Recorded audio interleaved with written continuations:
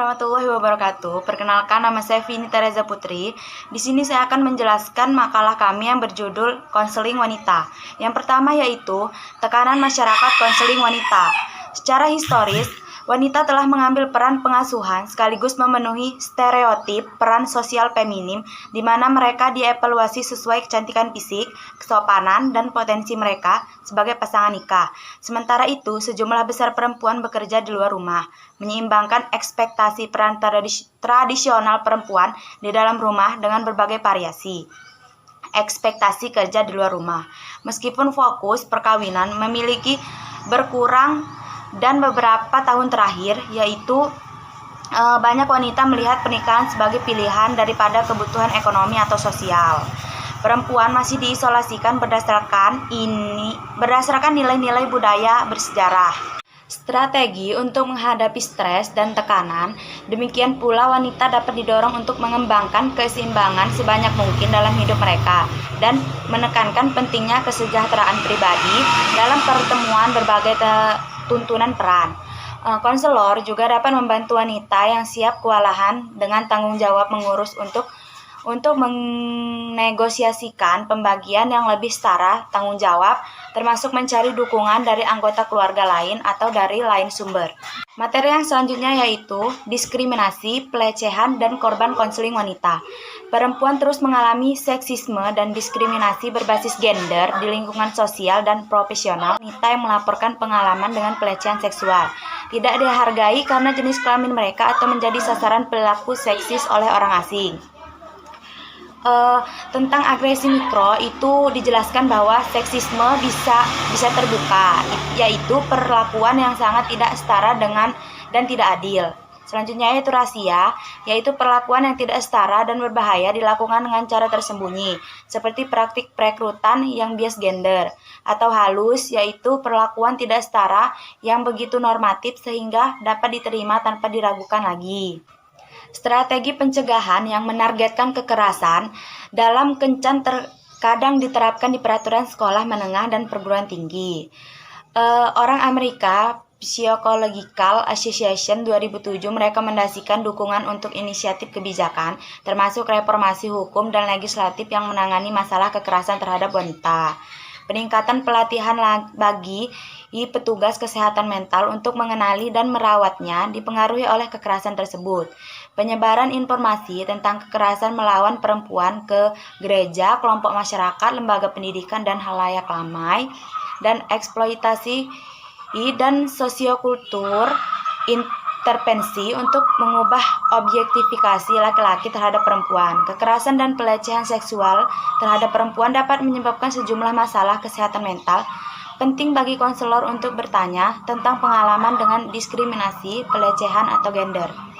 Sekian materi yang dapat saya sampaikan. Selanjutnya akan dilanjutkan oleh teman saya, yaitu Ananta. Assalamualaikum warahmatullahi wabarakatuh. Di sini saya akan melanjutkan materi dari Saudari Vini. Yang ketiga yaitu bias gender dalam terapi konseling wanita. Penting bagi konselor untuk menganalisis sifat seksis dari masyarakat kita untuk waspadai kemungkinan bias saat bekerja dengan klien.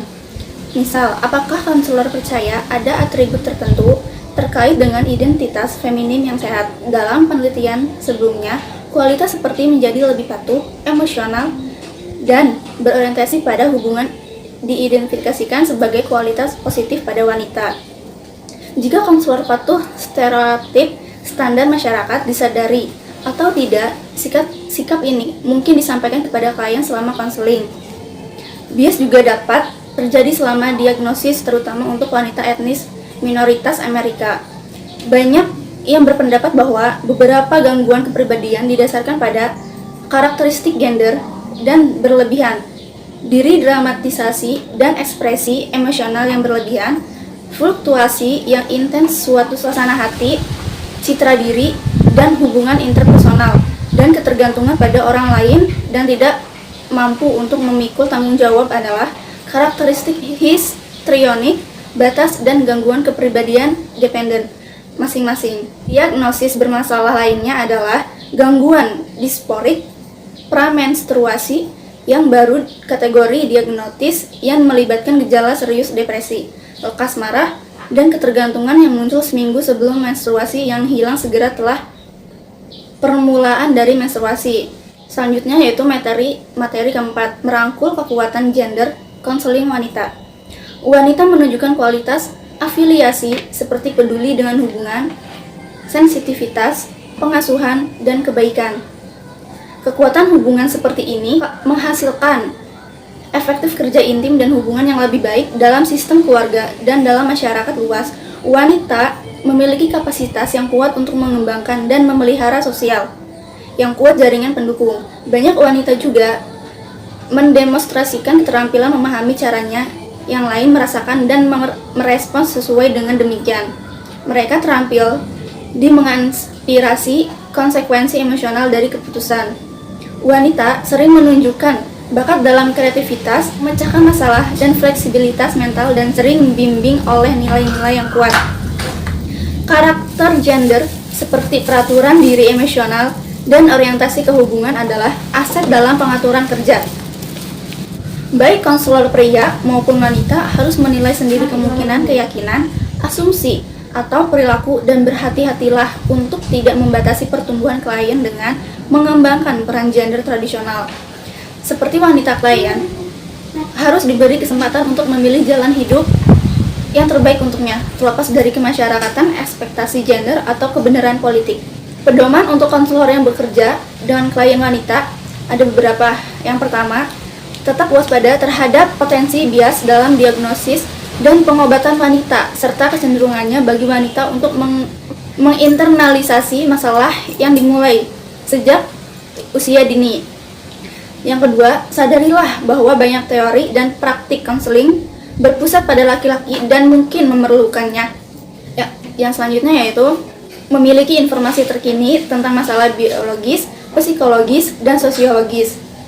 Yang selanjutnya yaitu menentukan faktor sosiokultural untuk menentukan peran mereka dalam menyajikan masalah, yaitu mempertimbangkan pengaruh sosialisasi, peran gender, seksisme, terang-terangan, terselubung, dan halus.